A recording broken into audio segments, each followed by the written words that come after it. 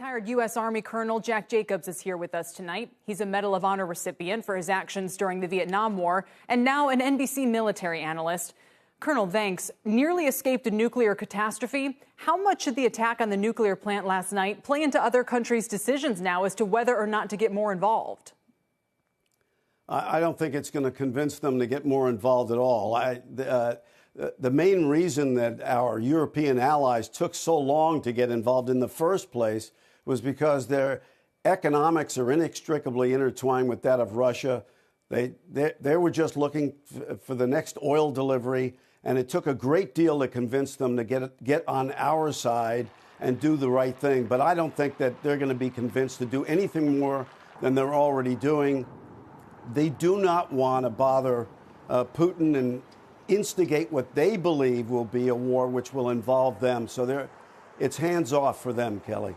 Well, the head of NATO accused Russia of using cluster bombs and other kinds of weapons that violate international law. Are there any repercussions for that, or should we expect this war to keep getting more brutal? I think the latter, Kelly. I think they're going to continue to use banned weapons. Initially, I think Putin's idea was to reduce as much as possible damage to civilian areas, principally because when the occupation came, ultimately, they wanted to be able to take over an infrastructure that was largely intact. But the defense of the Ukraine by the Ukrainians has convinced them otherwise. And as a result, I think the decision to launch attacks on civilian areas at will and indiscriminately has been passed down to the lower level commanders in the field. And you're going to see cities that are ultimately completely destroyed. An interesting thing to remind ourselves is what happened last night at the nuclear power plant. There's a reason why there was a fight there. There's a reason why the Russians wanted to take it over.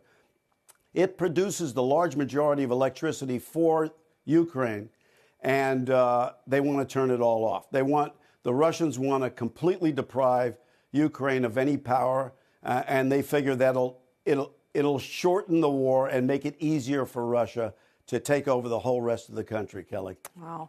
Last week on this news hour, you also warned that the Russians are attempting to cut Ukraine in half with their invading forces. Has that plan changed, I should say, and where does it go from here?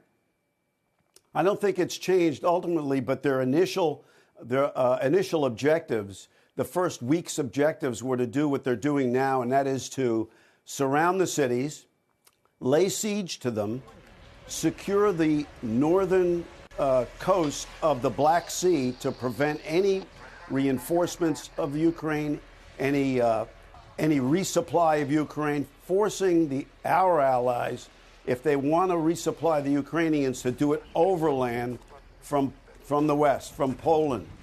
And if they manage to link up forces from the north and the south, thereby cutting the country in half, resupply of the Ukrainians in any way will be impossible, Kelly.